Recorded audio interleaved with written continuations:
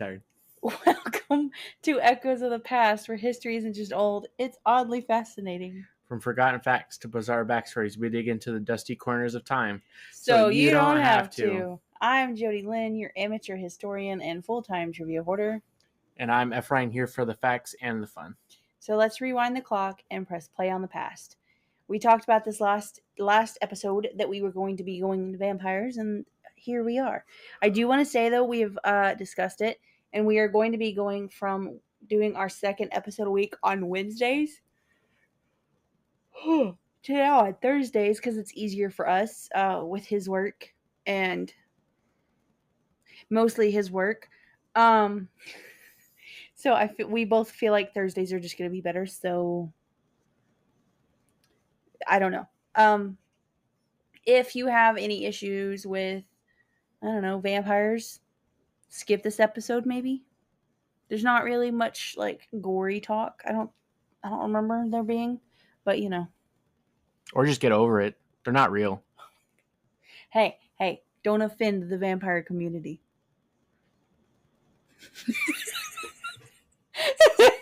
What does that look for? I don't know what you mean. Okay. Okay, so let's start with the early origins. Long before pale aristocrats with sharp fangs haunted Gothic castles, people across the world whispered about creatures stop it that lived on blood and life itself. These stories are some of humanity's oldest fears: restless corpses, child-stealing demons, and shadowy figures lurking just beyond the firelight. First was Mesopotamia, the very first blood drinkers. In the cradle of civilization, Mesopotamia, the idea of blood-drinking demons appeared thousands of years ago. The Sumerians told of Lilitu, a spirit who preyed on infants and pregnant women, stealing their blood or milk. Closely tied was Lamashtu, a monstrous female demon who caused miscarriages and fed on newborns. Then came the Ekimu, which was restless spirits of the improperly buried. They were said to drift among the living, draining vitality and spreading disease. To the Mesopotamians, death was never the end. It was a dangerous state where something Hell. unnatural could rise and feed. Then we go to Greece and Rome and the seduction and night creatures. The Greeks added a darker twist. Vampires not only killed, but seduced. The Impusa, a daughter of the goddess Hecate, lured young men at night, promising love before draining their blood. Another tale told of the Lamia, once a queen cursed by Hera to feed on children. Over time, she transformed into a predator that crept through cities, stealing blood in the dark. Rome's answer was the Strix, a nocturnal bird-like being that feasted on flesh and blood, especially that of infants. In these stories, vampires were no longer just spirits of the restless dead, they became living hunters, tied to sorcery, lust, and the dangerous power of the night. Next, we move on to the Slavic and Balkan lands and the birth of the vampire. It was in Eastern Europe that the vampire, as we know the word, truly took shape. In Slavic and Balkan villages, death carried a heavy suspicion. A person who died violently by suicide or without the proper burial rites might crawl back from the grave. These beings, called vampires, crept through the night to drink blood, kill livestock, or spread disease. Fear of them was so real that villages dug up bodies, staked them through the heart, decapitated them, or burned them to ensure they stayed dead. By the 18th century, tales of vampires caused outright panic. Reports of corpses rising from their graves in Serbia and Hungary spread across Europe, fueling superstition and leading to mass exhumations. Out of these panics came the vampire that would eventually evolve into literature and later modern horror. Next, we have the Americas with the native legends of life-draining beings. Across the Atlantic, indigenous people carried their own stories of creatures that drank blood or consumed life force. Among the Mapuche, I think that's how you say that, of Chile and Argentina, there was the Chonchon, a sorcerer's severed head that sprouted bat wings and flew at night, shrieking as it sought blood. The Choctaws spoke of the Nalusa Chito, a massive shadow being that drained a person's life until they collapsed, empty and weak. In the north, the Iroquois of the Stonecoat, giant cannibalistic beings with icy bodies, who sometimes fed on blood as well as flesh. The Navajo feared skinwalkers, witches who wore the skins of animals and in some stories sought blood to fuel their dark magic.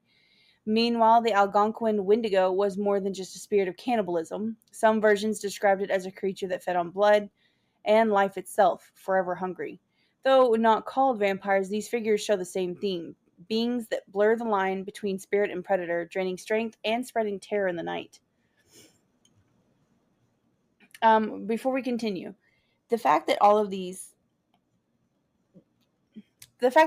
stories are very, very similar, right? But these stories are all over the world. It's not like, for instance, the Navajo people talked to a Greek man. How do you think it is that so many different cultures come up with the same narratives or the same thoughts on these beings, even though they have no way of having contacted each other? Why do you think that is? Or how?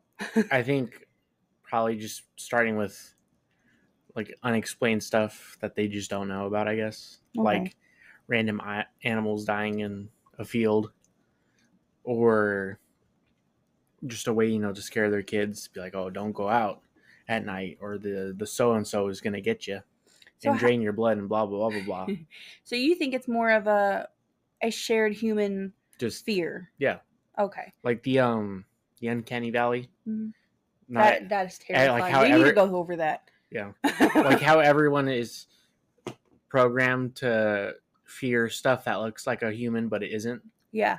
Regardless of where they're located in the world. I think it's just seeing something and you don't understand. So how's to just be like, oh, it's some mythical creature that did this, and not just like disease or other humans, or just natural things, the natural life cycle of things. Because I was gonna say there's more than just the vampires that this is done with. Like, for instance, China and the dragons. There's stories over here of dragons too. Yeah. Where you're like, how the fuck did y'all get dragons in two different places of the world that are vastly like apart? Yeah. It's these things like that kind of make you wonder, like how are y'all picking up on the same stuff?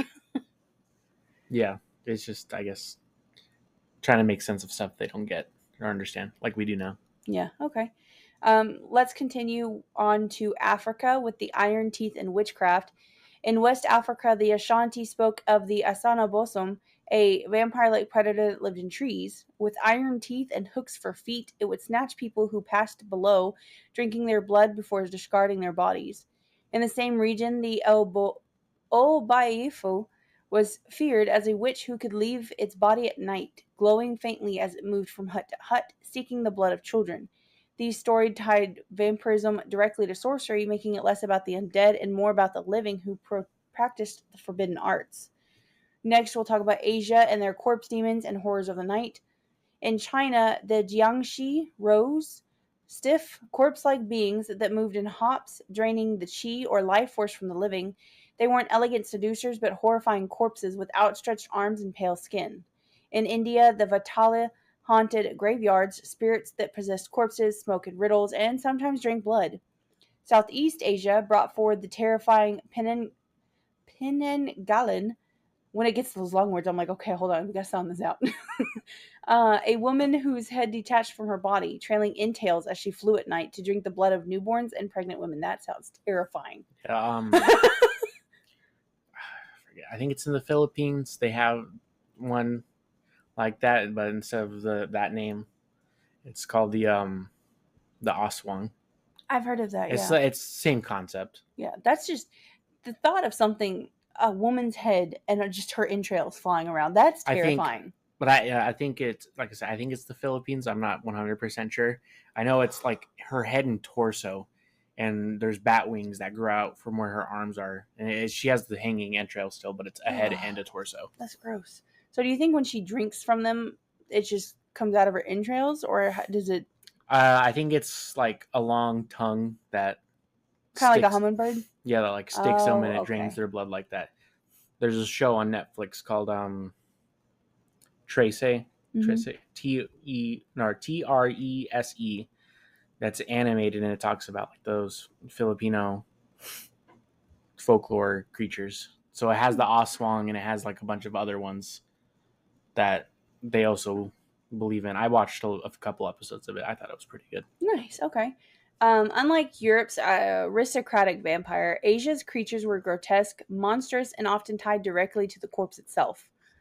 Now, from folklore to Gothic legend, of course, by the Middle Ages in Europe, the vampire was firmly set as the Revenant, the restless dead, but the image we know today came later. In 1819, John Polidori published The Vampire, Vampyre, turning the blood drinker into a suave aristocrat. Then in 1897, Bram Stoker's Dracula cemented the image, the fanged, elegant count, lurking in castles and stalking his victims. What began as demons, spirits, and corpses across the world became one of the most enduring monsters in human imagination. And of course, we'll go over more of the books and stuff like that here in a bit. But while Slavic Europe gave us the word vampire, the concept, a being that drinks blood or life energy, is nearly universal, stretching back thousands of years. And yes, native and indigenous groups absolutely had their own versions. The vampire craze from the 1500s to the 1900s. By the early modern period, Europe was obsessed with the idea that the dead could rise from their graves from the 1500s to the 1800s. Vampire hysteria swept across villages, towns, and eventually entire nations. What began as whispers around a fire became newspaper headlines, government reports, and some of the strangest burial practices ever recorded. In much of Eastern Europe, people believed that improper burials, violent deaths, or sinful lives could cause someone to return as a revenant. These corpses weren't passive. They were thought to sneak into homes, spread disease, or drink the blood of neighbors. When plagues struck, communities often blamed the recently dead. Testing for vampires after death was gruesome. A corpse might be dug up to check for signs of vampirism, a body that looked too fresh, blood at the mouth, or hair and nails that appeared to have grown. Of course, these were natural signs of decomposition, but at the time they were taken as proof of the undead.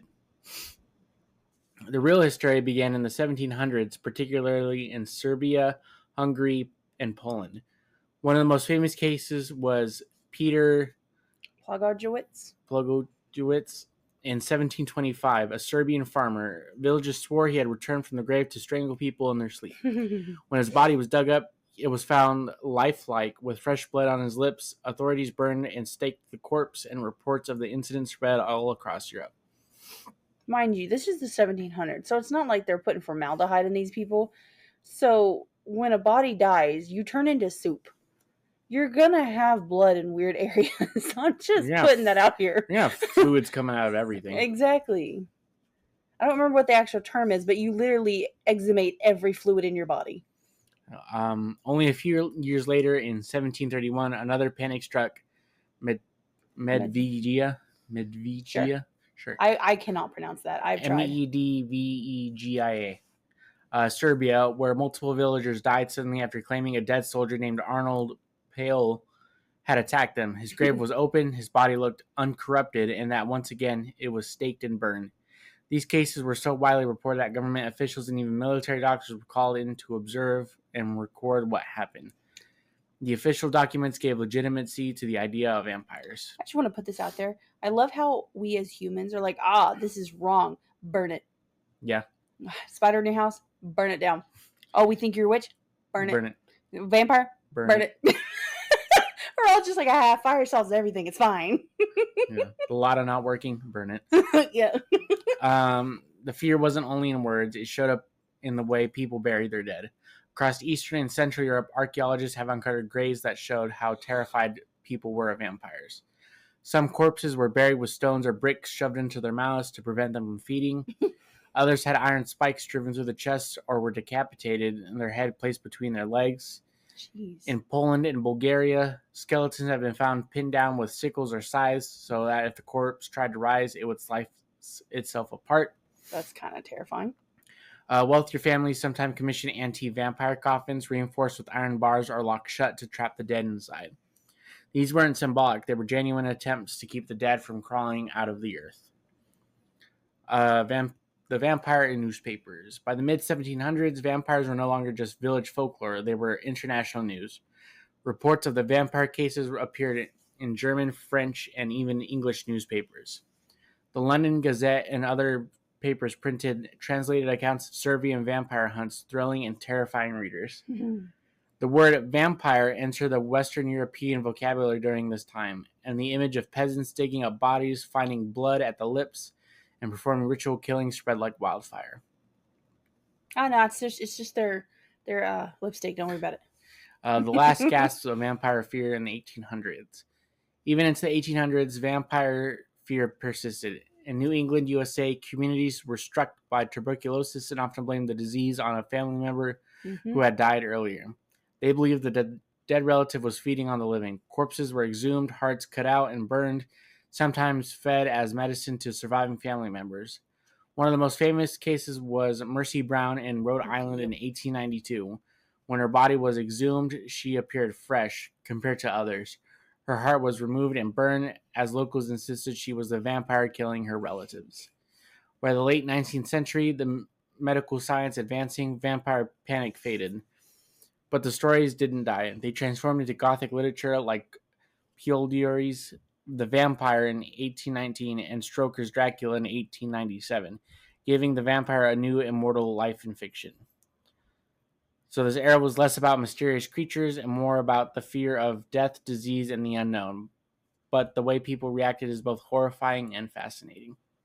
For real. Can you imagine being like, Yeah, my Aunt Cheryl died recently. That's why I got the plague. Yeah, that the whole tuberculosis thing when it first started popping up like that was wild. These people, I know I make that sound bad, but these people, What do you mean by you people? these fuckers, excuse my French, would you got TB? Let me just go wheel you out to this random ass field and leave you there for hours because that's what you need. You need fresh air. That'll solve all of your problems. I got you, bud. Yeah. Or just stick them all in one building together. Great idea, guys. Great idea. You know what they would do? They would stick you in a room where they could wheel your bed out the door and out into this field. Mm-hmm. And then at the end of the day, bring you back.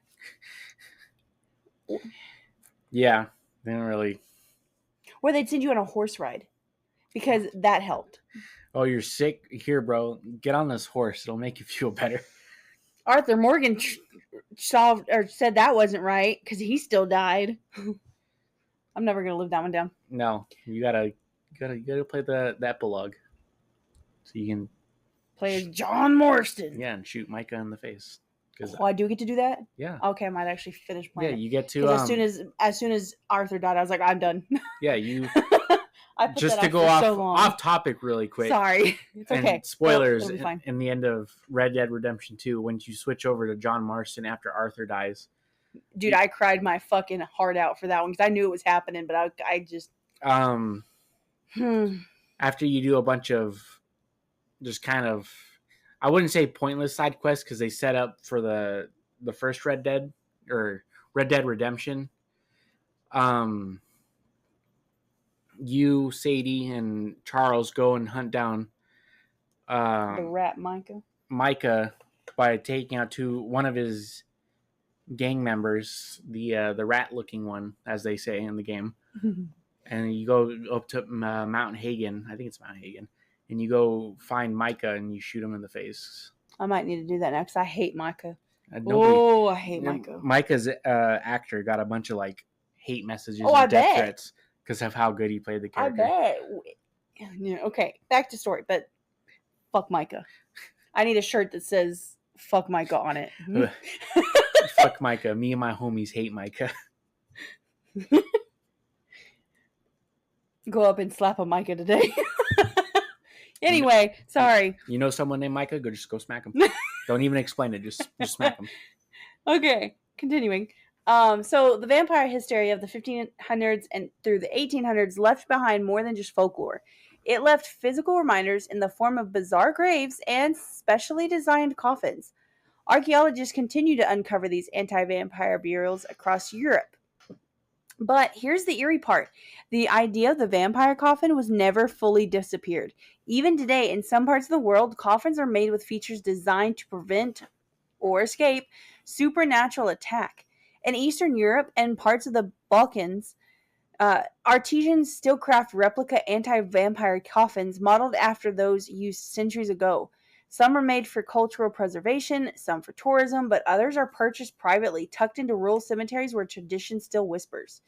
And in the modern world, you can even buy custom vampire coffins online, many marketed for gothic funerals, horror enthusiasts, or as replicas of historical examples. Some include details like iron bars, locking mechanisms, or symbolic stakes across the chest panel. They're not common, but they exist, proof that the fear of vampires, while transformed into fascination, still lingers in our culture today. So let's shift from here and go into the physical vampire panic and anti vampire technology and look into more of pulp culture. Okay. From folklore to pop culture, vampires and media, newspapers, and the birth of mass panic. In the 1700s, vampire hysteria was so widespread that newspapers across Europe carried stories of real vampire cases. Like we were talking about, yeah. Reports from Serbia and Hungary described corpses found fresh with blood on their lips, villagers staking bodies, and government officials documenting the events. Can you imagine an officer of the law going up to the governor and be like, dude, you'll never believe this shit. This vampire that the villagers are talking about, real. I saw it. I burned it. We're good, but I saw it. I saw it. Saw it with my own 2 eyeballs. I would have been like, have you been partaking of the cocaine? Oh, do they have cocaine yet? Oh, yeah. They had cocaine back then, remember? They used to put it in medicine and said, you're high as fuck. You're fine. Yeah, here's some cough syrup with fucking cocaine. And methamphetamine. Cocaine, meth, weed, and whatever else shit I found in my... Oh, and morphine. And morphine. Whatever shit I found in my drawer, you won't have to worry about that cough no more. Hot toddy? Nah. Never heard of her. Because you're going to be so fucked up, you're not going to be able to realize you have a cough. These articles were the first time vampire panic left small villages and became international news, giving the word vampire global recognition. Also, side note, if I could get a hold of one of these newspapers, I would be the happiest person alive. I know they'd be expensive as all get out, but it'd be still cool. By the 1800s, vampire stories in the press shifted from fear to fascination.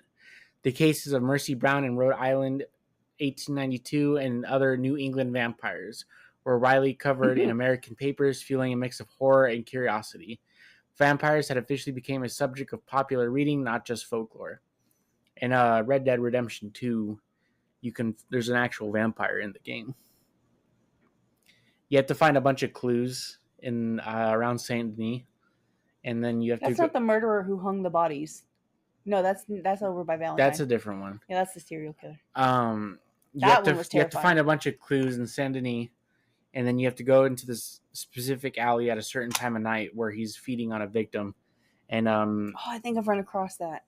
He'll kill you in one hit, but you can kill him and just go toss his corpse somewhere or wherever. You can even read about it in the in-game newspapers too. I never did collect all those.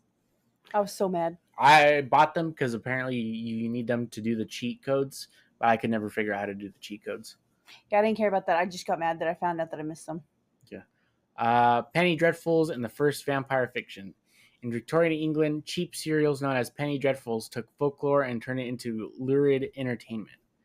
Varney the Vampire, 1845 to 1847, a serialized story that ran for over 100 installments featuring Sir Francis Varney, a tragic aristocrat vampire. Though often melodramatic, it was set the stage for vampires as both monstrous and sympathetic. These stories were affordable, thrilling, and widely read, embedding vampires firmly in popular culture. Before Varney, there was John Polidori's The Vampire, inspired by Lord Byron. Joe Byron. Okay, I'm glad I wasn't the only one who thought that. This was the first literary vampire, presenting the creature as a suave, aristocratic predator, an image that stuck. By the late 1800s, Gothic fiction was thriving. Thriving. Thriving. Sheridan Le Fanu Carmelio. People in their goddamn long That's a names. long name. 1872 gave us one of the earliest lesbian vampire tales. I wouldn't expect with a it. sinister intimacy that influenced later works. I like how I'm the one who wrote that and I still got shocked by that. Continue. Then came the cornerstone Bram Stoker's Dracula from 1897. Dracula wasn't just a novel, it was a cultural explosion. It crystallized centuries of folklore into a single unforgettable figure, the Transylvanian Count, aristocrat, predatory, and tied themselves to themes of sex, death, and disease. Newspapers, stage plays, and eventually movies spread Dracula far beyond the printed page. As radio became popular in the 20th century, vampires' tales adapted seamlessly. Horror anthology programs like Lights Out from the 30s to the 40s and Suspense aired chilling vampire episodes blending folklore with new urban settings. Excuse me. These broadcasts terrified listeners who couldn't see the monster, only imagine it through sound. Radio cemented the vampire as a creature that belonged in the modern world, not just ancient folklore. I think those would have been really cool to hear. The old radio shows like that where they like told the stories through the radio. Yeah. I think those would have been really cool to hear. It'd be really cool if somebody brought those back. I know that's technically like, I guess, hard to do, but like putting it on the actual radio to where you had to like listen in at a certain time to be able to hear it, I think that would make it so cool. Yeah. Okay, so let's move on to film, where the vampire becomes iconic. The silver screen gave vampires their most powerful form. Of course, Nosferatu in 1922 and the newest one. But the 1922 was the first vampire film, unauthorized but unforgettable. Count Orlok's grotesque rat-like features emphasized disease and death, reflecting post-World War I fears. Dracula in 1931, which was Universal's film with Bela Lugosi, created the vampire's most famous look, elegant, caped, and hypnotic. Through the 1950s and 70s, you have Hammer Horror Studios in Britain reviving the Dracula with Christopher Lee, adding color, gore, and eroticism. By the 1980s and 90s, films like The Lost Boys, great fucking movie, Interview with the Vampire, and Blade reinvented vampires for modern audiences, rebellious, romantic, and even heroic. And then in the 2000s, Twilight and True Blood pushed vampires further into mainstream romance, while 30 Days of Night and Let the Right One In returned to their monstrous roots. Okay, I have to say, Lost Boys, great fucking movie. Blade, I didn't really like it. Twilight, so over fucking played. True Blood, really good, but you call it the gay vampires. Because there's one whole gay man in the whole fucking show. Okay, and if that's my only knowledge of the show, it's a gay vampire show. That's all I got out of it. Wow. And then 30 Days of Night, also a great fucking movie. That is one of my favorite vampire movies of all time. Have you seen it? No. You need to. It is so good. So like I just said, it does bring you back to the monstrous roots.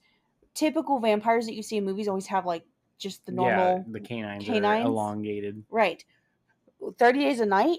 Yeah, they got like all their fucking teeth do it. Yeah, I've seen bits and pieces of it, but not like the whole thing. And the fact that it's set in Alaska, where they have 30 Days of Night, obviously. Yeah, not a whole lot of, or a long period of time where they get nothing but darkness. Right. The fact that they play on that fear of, I bet everybody has it. Even if you've lived there your whole life, you're still like, it's dark. You know, that is a huge fear. And like that played so well into that movie. I believe there was a second one. I don't know. I think there was a second one. I don't remember what it's called, but I think it continues on with the story. But yeah, those are great fucking movies. Yeah.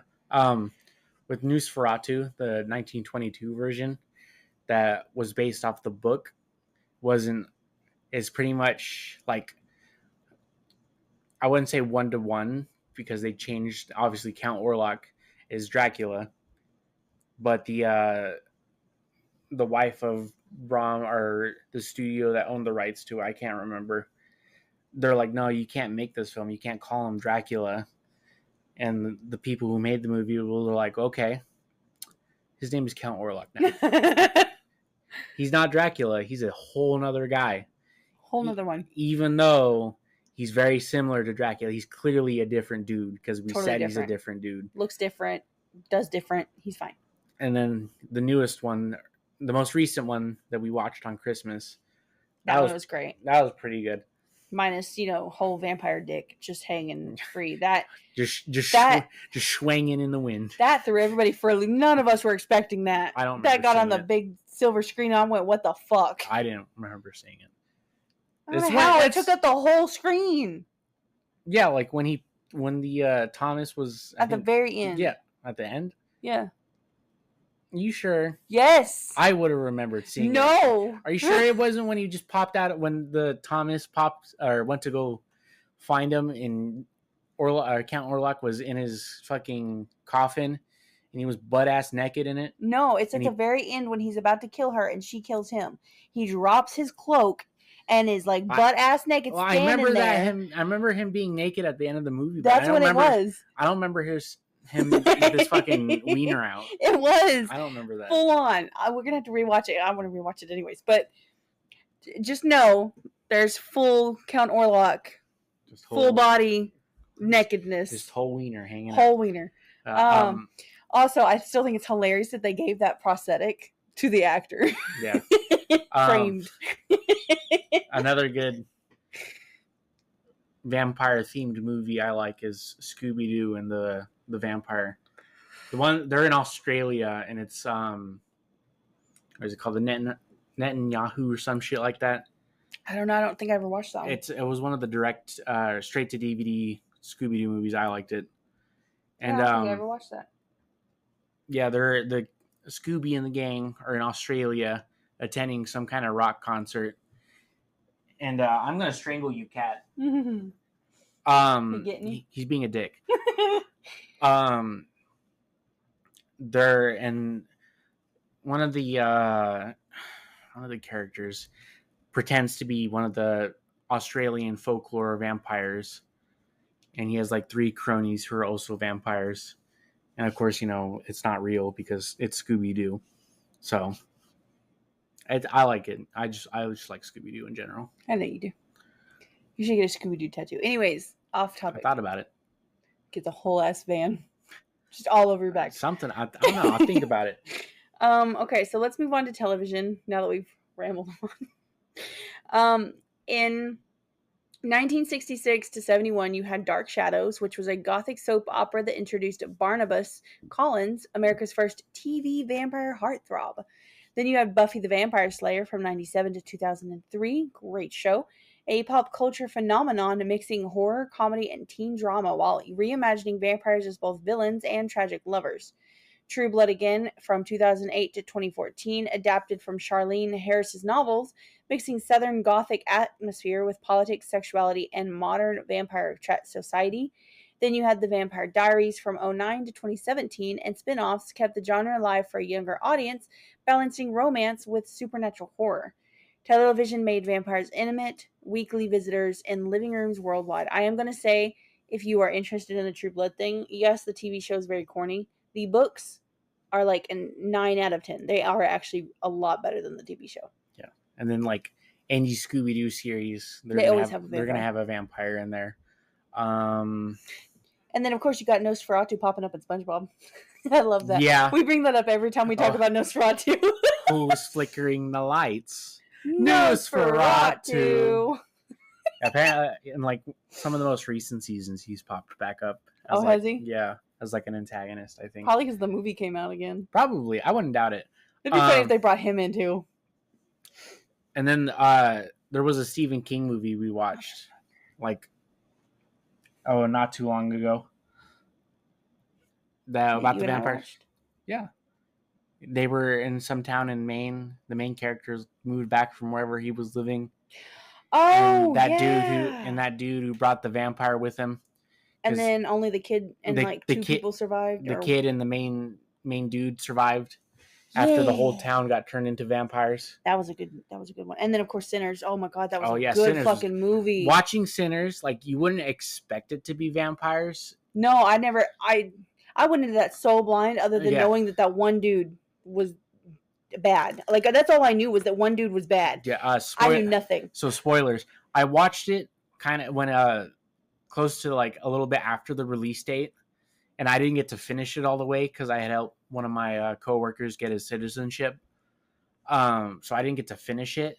But like at the beginning, it talks about like or evil that's attracted to these people who are I don't remember what they're called, but they make well music. different. They make music, and it like transcends like Yeah. from them to their ancestors and And then their future future generations and whatever. And the main villain, Remick, he's a vampire, but you wouldn't guess that. No, I never did. Like when he first pops in, like if you really pay attention, you can hear like bats. You know, like the sounds they make, Oh, the yeah. high pitched squeaking. When he pops in, you'll hear it. But it just looks like he got beat the shit out Yeah, of but it himself. just looks like he got burned. But you wouldn't expect that he's a vampire until he kills the two other characters Right, that yeah. he comes into contact with at first. And that's like what, already 20 minutes into Like the show most movie? of the way, like about. I wouldn't say halfway, because halfway I feel like would be when they start dancing in the bar. Because there's a lot that happens after that. Jeez, I'm gonna murder you. Stop hissing at him. But yeah, no, it's good. Oh, it's real good. Like, that's one of those movies you watch and then you want to rewatch it immediately. Like, it is such a good movie. So you can pick up on the stuff you didn't Right. notice at first. Right. Like watching it the second time, I looked at like paid more attention to like the characters and their actions and like some of the things they say and like some background stuff. And I'm like, okay, you know, that makes sense now. Like, I loved the brothers. Or the cousins. We cousins. I loved them. Smoke and Stack. Yeah, I love them so. I got so mad. It's just Michael B. Jordan talking to himself. It really is. I know. It really is. But they look so different. Like when you're watching, you're like, how the fuck? Yeah, like one of them has like the little silver around the teeth. And, mm-hmm. The other one has the gold. Of course, they're color coordinated too. One's red, one's blue. But you look and like their face structure looks different. It's the same. I know it is. But they don't look any different. It's just they do. They don't. Anyways, go watch it. It's a good movie. It's a good movie, yes. Okay. We keep going on tangents, which is fine. Next, what? I mean, yeah, it relates to what we're talking about. Yeah, now. Earlier it didn't. Well, earlier. Let's look into... We're just trying to fill out time for the episode. No, we're just tired and going on fucking rangents. Don't even try. Rangents? I don't know. Tangents. Let's go on to games now, okay, guys? Vampires you can fight or be. So video games take vampires from passive horror to action adventure. You've got Castlevania from 1986 to present. Say it like that. I don't know. Castlevania. One of the most enduring franchises, pitting players against Dracula and his castle. Then you have Vampire the Masquerade, which was a 1991 tabletop and 2000 PC game, a role-playing universe where players navigate vampire clans and politics. Then you have Legacy of Kain, The Blood Omen from 96 to 2003, a dark gothic saga where you play as a vampire anti-hero. And then modern titles like Vampire from 2018 and expansions in games like Skyrim continue the legacy, showing that vampires remain versatile from horror monsters to sympathetic protagonists. There's a lot more than that. A lot, yeah, a whole lot. There's more. A lot. Second Life, there is a whole vampire system in there where there's like clans of just people like worldwide who get into these clans and they can hunt people like other avatars and drink their blood and do all sorts of stuff. Like it gets really in depth. Then of course you've got the game you were playing the other day with the big titty lady. I don't know. Oh yeah, Resident Evil 8. Yes. So Resident Evil 8, because it's her and then the 3 daughters, right? Yeah, the daughters, they're not they're flies. They're like a bunch of flies that make. I thought they were all vampires. So Lady Dimitrescu.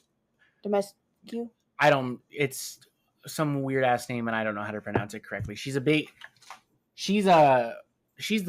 vampire.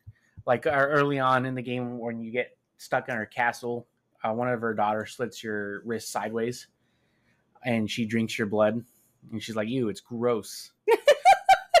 She doesn't say it. She doesn't say it like that, but that's pretty much what she said. She's like, "Ew, gross." She's a big vampire lady, and the internet obsessed about her when she came out. They're still obsessed with her. It's whatever the new, whatever it is now. I don't know. Fortnite came out with a whole vampire season, which was actually really interesting. But they played it off more as like a antagonist that had bat wings, and they wore a mask, and that was pretty cool. Yeah. Dead by Daylight has Dracula in it. and Oh, yeah, it does. he has some like he has like his normal human form, and then he has some like really gaudy vampire demon looking thing, Mm-hmm. and it's really goofy looking. I think. What else can I think of? There's quite a few references, but it's not the whole game, like we were saying Yeah, Red Dead earlier. like some games just have like maybe like just like a one-off thing about a vampire. Both Oblivion and Skyrim, I know, have Yeah, it. Skyrim has its whole expansion, the Dawnguard expansion, where you can be a vampire.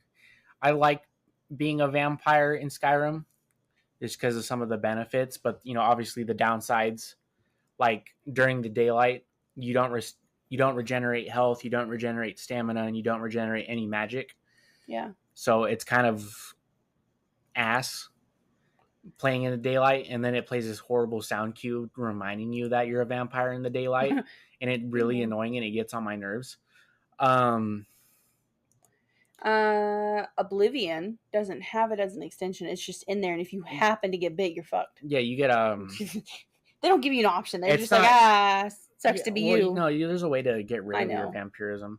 It's more treated like a disease than it is just like, oh, this person's a vampire, kill him. It's more like, oh, you have vampirism, you can go to this temple and get it cured. But I think in Oblivion, it's a whole quest to get it cured. It is, yeah. It's a whole thing.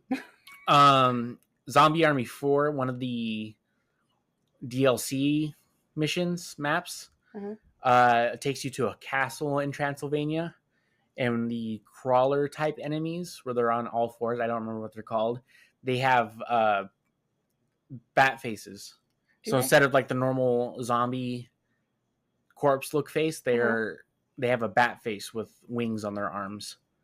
There's a indie game called The Infected where you fight zombie vampires, which is a very weird take on it, by the way, because they're out during the day, but not as much, and they're terrifying. So there's that. Yeah. Or there's to move away from video games back to like movies. There's I Am Legend.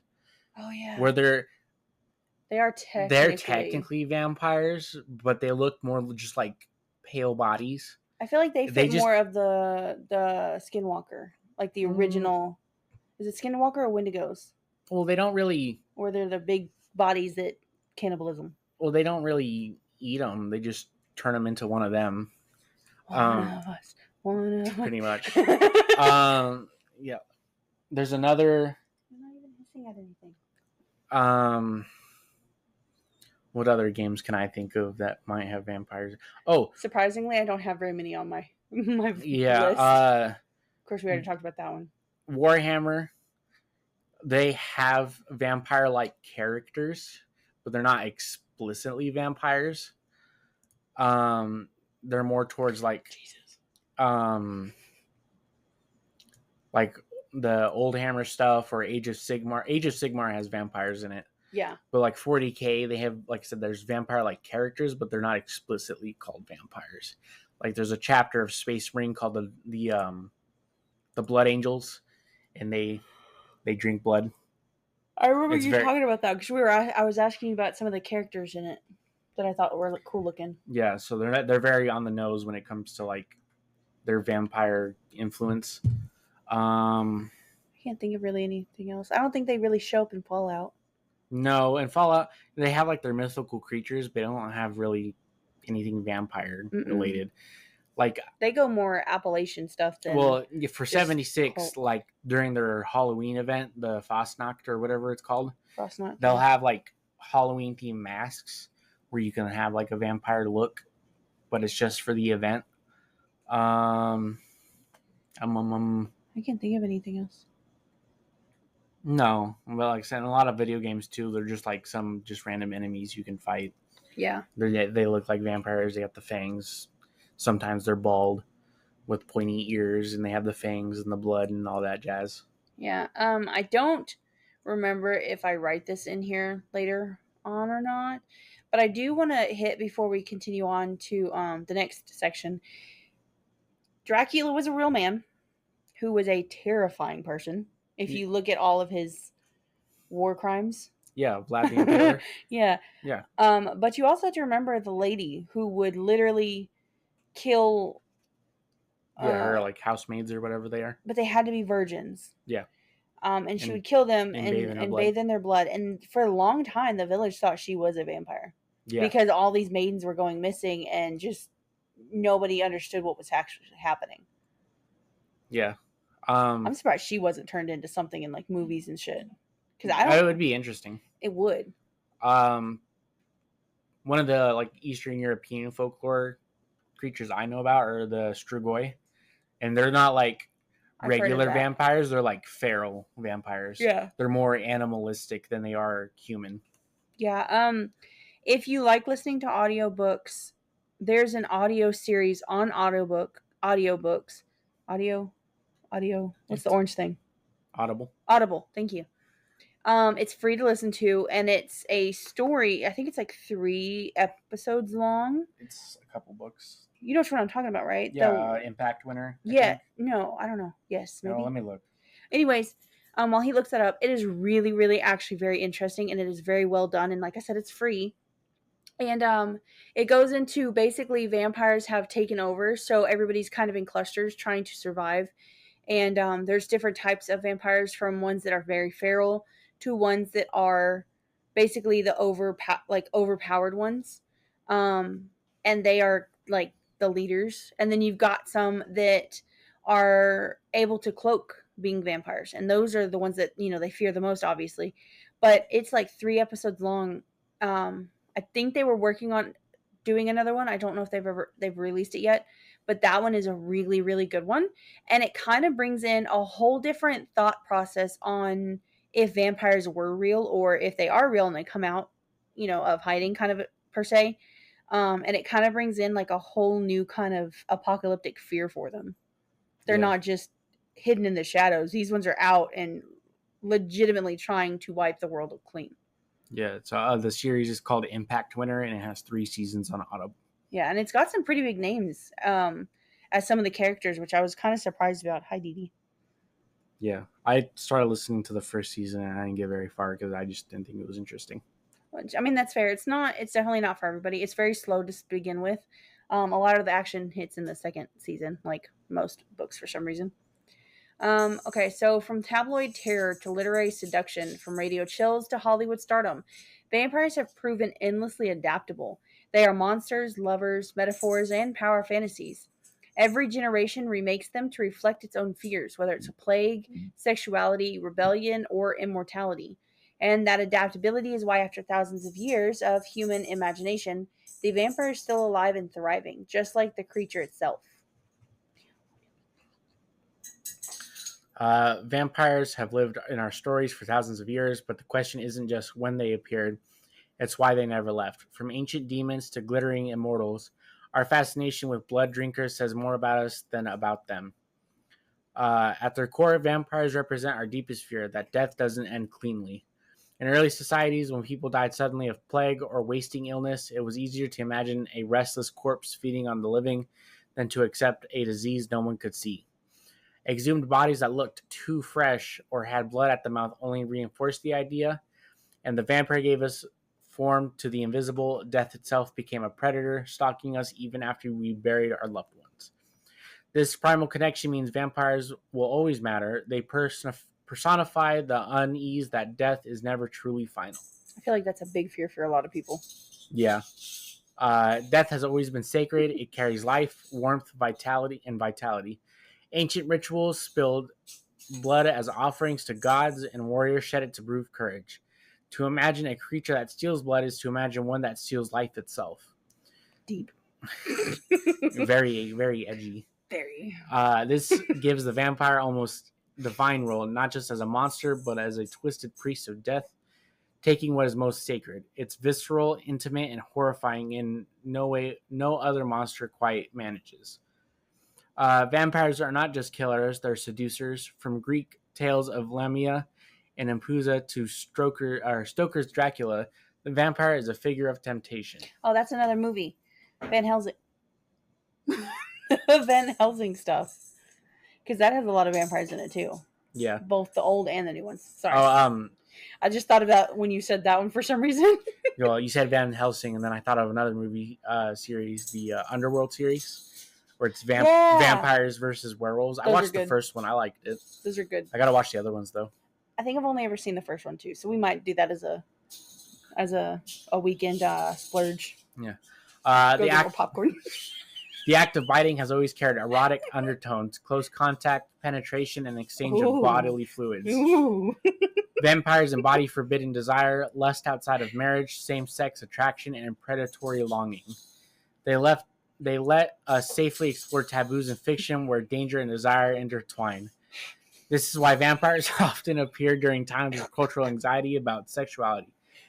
Victorian England, 1970s sexual liberation, or even in the Twilight era, they mirror our struggles with what we want but shouldn't admit. I'm sorry if you can hear that in the background. The kitten has found a bottle cap and is batting it around like a hockey puck in our kitchen, which is why we're laughing. I mean, who doesn't secretly dream of living forever? Vampires grant that fantasy. They walk through centuries untouched by time. They possess strength, speed, and hypnotic control, and they live outside society's rules, predators instead of prey. Yet, immortality always comes with a curse, loneliness, hunger, or damnation. This tension between the fantasy of power and the horror of what it costs keeps us fascinated. Vampires are the perfect metaphor for ambition and corruption. And how far would you go for eternal life? Would you want to be immortal? Nope. Don't make this weird. Why would you not want to be immortal? Because after a while, when your friends and loved ones pass away, what are you gonna do? Get really work rich. work at Walmart for the rest of your existence until the Earth explodes? No. And there's just nothingness, and you're just floating through I would space. start wars. Or like, no, I'm miserable. I'm gonna start wars now. People start wars for petty reasons, anyways. I know. I can just spur them on. It'll be fine. Hey, yo, Germany was talking shit about you, France. Go do something about it. Who gives a shit about the French? Who gives a shit about? Never mind. But yeah, like, just the idea. I guess the idea of living longer than your friends and family, and then like, that's fair. At a certain point in that time, you're like, well, what's the point of making friends and all that jazz? Because they're gonna die, but you won't. You'll watch them grow old while you maintain the same body the whole time. That's fair. Throughout history, vampires have been tied to plagues. The way they spread through bites and through blood mirrors the way real diseases move invisibly through communities. In the 1700s, vampire panics coincided with outbreaks of tuberculosis and rabies. In the 1980s, during the AIDS crisis, vampires returned to horror fiction as symbols of infection, secrecy, and stigma. They embody the fear of contagion, of bodies betraying us, of invisible dangers we can't control. That's why they always surge in popularity during times of disease and uncertainty. Vampires are always outsiders, of course, foreigners, and strangers who don't belong. In folklore, they often came from the East, a reflection of xenophobia. In modern media, they are immigrants, aristocrats, or shadowy figures in urban nightlife. They give us a way to project fears of the other, whether it's foreign invaders, rebellious youth, or marginalized communities. But they also flip the script. Sometimes the outsider becomes alluring, a figure of strength and rebellion against conformity. That's why vampires resonate with subcultures, goths, punks, queer communities, and more. They're symbols of belonging outside the mainstream. Then, of course, you've got the reflection of the times. Every era remakes the vampire to fit its fears and fantasies. Medieval villagers used disease and restless dead. Victorians with sexuality, aristocratic corruption. The 20th century was plagues, war, and rebellion. And the 21st century, identity, love, and immortality. Vampires survive because they are mirrors, shapeshifters not just in fiction, but in meaning. Whatever humanity is anxious about, the vampire becomes it. Finally, the vampire represents something simple, danger we secretly crave, to be hunted, to be seduced, to flirt with death and step back alive. In a safe story, we get to live that thrill. It's why vampires dominate horror, romance, fantasy, and even comedy. They can be terrifying, tragic, or glittering in the sun, but they're always magnetic. And why the obsession? To sum it up, because vampires are us. They're our hunger, our fears, our taboos, our desires, and our darkest dreams, wrapped in a figure that never truly dies. That's why no matter how cultures change, vampires will always rise again. So before we finish, let us summarize it all back up with some extra facts. Historical and cultural angles, medical misunderstandings, diseases like tuberculosis, porphyria, and even rabies often cause symptoms people associated with vampirism. Pale skin, sensitivity to light, blood around the mouth after death, and odd behaviors. This could deepen the science versus superstition narrative. Religion and vampires, Christianity and other religions shaped a lot of vampire lore, holy water, crosses, and consecrated ground. Some non-European vampire stories are linked to taboo-breaking burial customs or disrespect of the dead. Famous vampire figures: Vlad the Impaler, basis for Dracula; Elizabeth Bathory, the Blood Countess legend; I guess I did write them in here. and Arnaud Pale, Serbian cause that sparked official investigations in the 1700s. Media and pop culture: the first English language vampire story in literature, The Vampire by John Polidori; Varney the I Vampire. don't know. Why would you name a vampire Varney? Hey, look, guys, it's Varney. I don't know. Sorry. That bugged me earlier when I was looking at it, too. I was like, what the fuck? Varney the Vampire from their Penny Dreadful stories. Earliest vampire film was Nosferatu in 1922. It looked so silly. It did. It looked really goofy. Hammer horror films from the 50s to the 70s. And the modern explosion in TV film, Interview with the Vampire, Buffy the Vampire Slayer, Twilight, True Blood, and the newest Nosferatu. I am going to say, if you haven't seen it, the movie is good, The Interview with the Vampire. The show is also amazing. If you haven't seen it yet, it is a really good remake of the movie, but it goes, I feel like, in more depth, and it brings it into more of a story format. It's really good. Vampires in music and subculture, gothic rock and metal bands using vampire imagery, and vampire roleplay and subcultures, live action roleplaying, goth industrial scenes. There's kids in like elementary school and middle school who pretended they were vampires. Yeah. They were weird. Yeah, they were, or the fucking chick in middle school thought she was a cat and she would hiss at people unironically. That shit was fucking weird.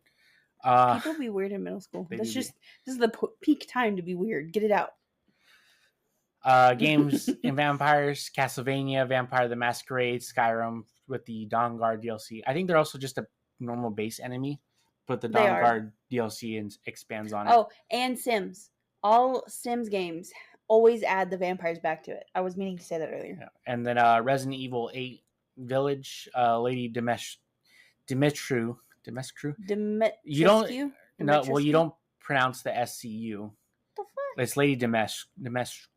I don't know how to say that shit. Really long name that starts with a D. Lady D. Lady D. She's got some big old titties. Oh, I know. Shows how vampires shifted from terrifying to stylish anti-heroes. Looking at it from the psychology and social angles, vampires as mirrors of society. Of course, again, they're a fear of disease, outsider sexuality or death, an obsession with immortality and beauty, and of course, a symbol of rebellion, romantic vampire heroes versus traditional moral codes. And then the modern obsession with real-life vampire communities, people who identify with vampire traits or practice blood drinking and an energy vampire. Oh my God. That reminds me, there is a man who is revered all over TikTok and the interwebs because he's a true live vampire. Have you seen him? I'm Batman. Have you seen him? No. He is terrifying looking. Everybody's like, oh my God, he's so gorgeous. He's got long black hair, obviously, because, why the fuck not? He's got very Norwegian and Finnish, like, bone structure. So, the sharp angles, sunken cheeks, very pale, those kind of looks. I believe he's in the UK. I don't know what he's called or his name or how long he's been around. I'm just going to Google guy who thinks he's a vampire. But he had, like, a whole cult. I don't think he's as into it anymore as he used to be.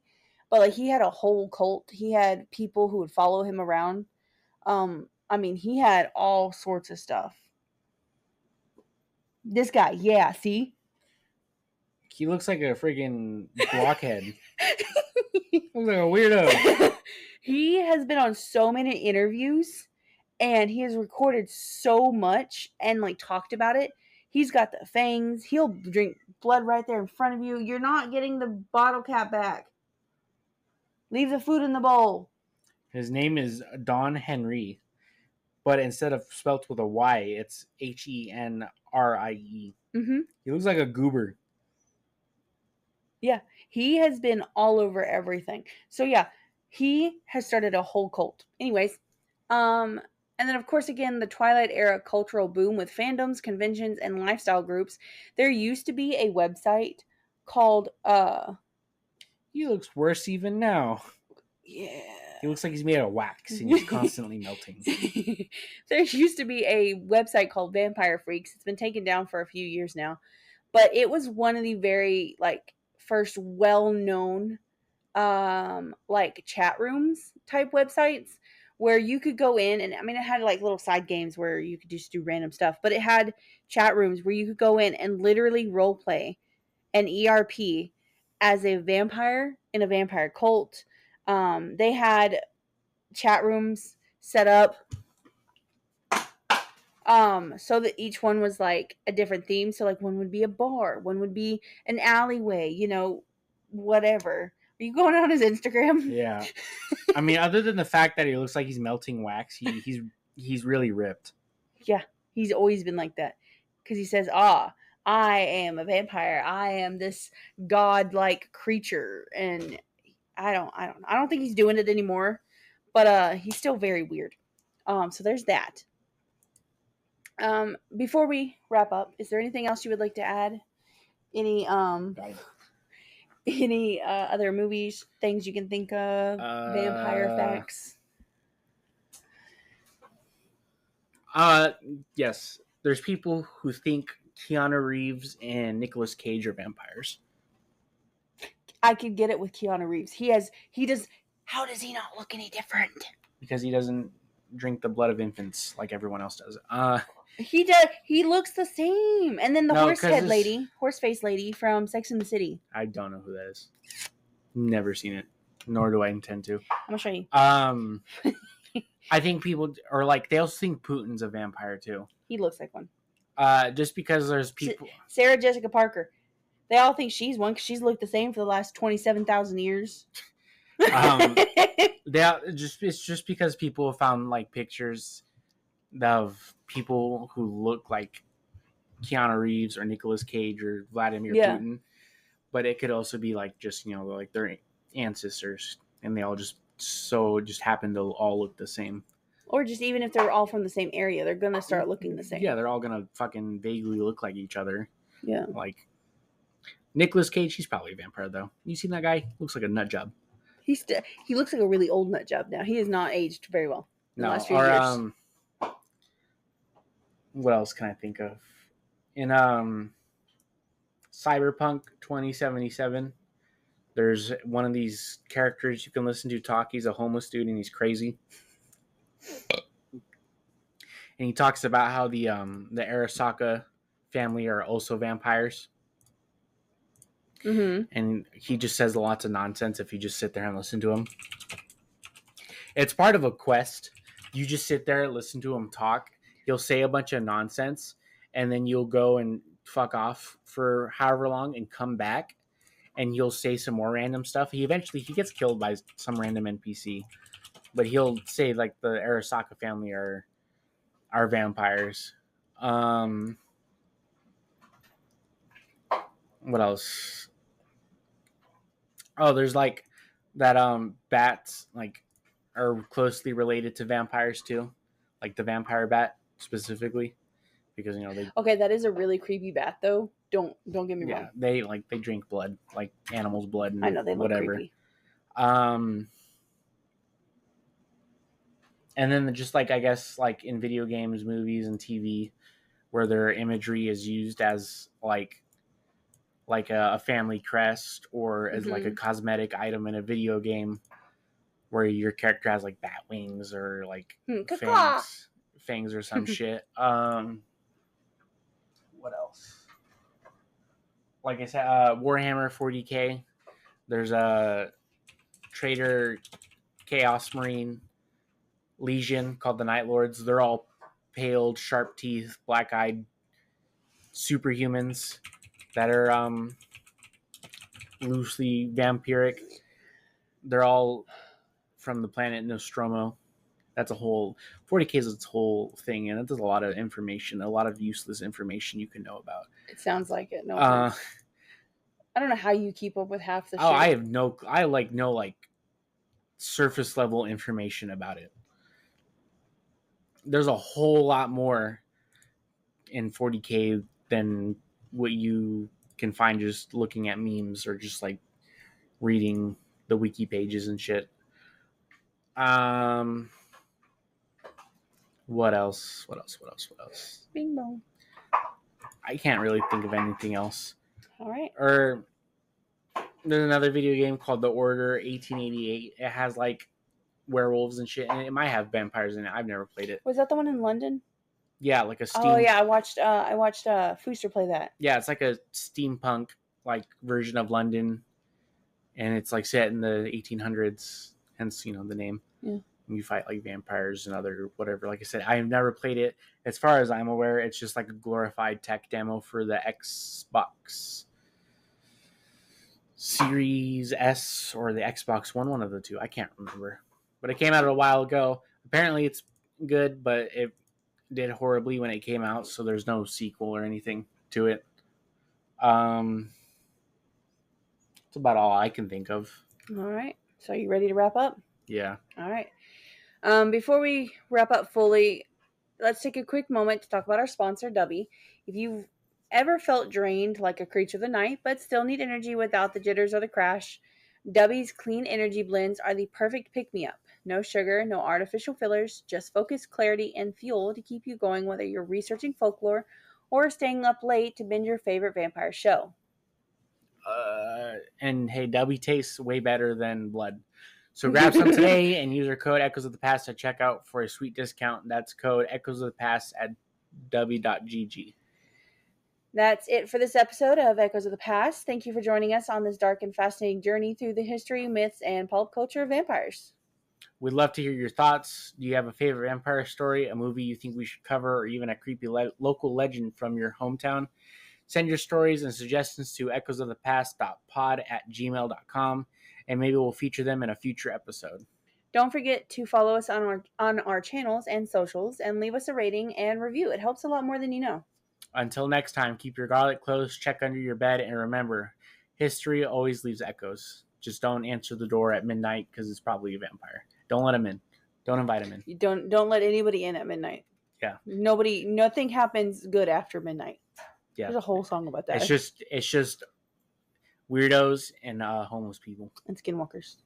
Oh yeah, if you live out in bumfuck middle of nowhere, New Mexico. Or my mom's house. Yeah. Thanks for wandering through history with us on Echoes of the Past. If you liked what you heard, subscribe, rate us, and tell that one friend who still quotes fun facts at parties. And remember, history may repeat itself, but we promise not to. See you in the next Echo.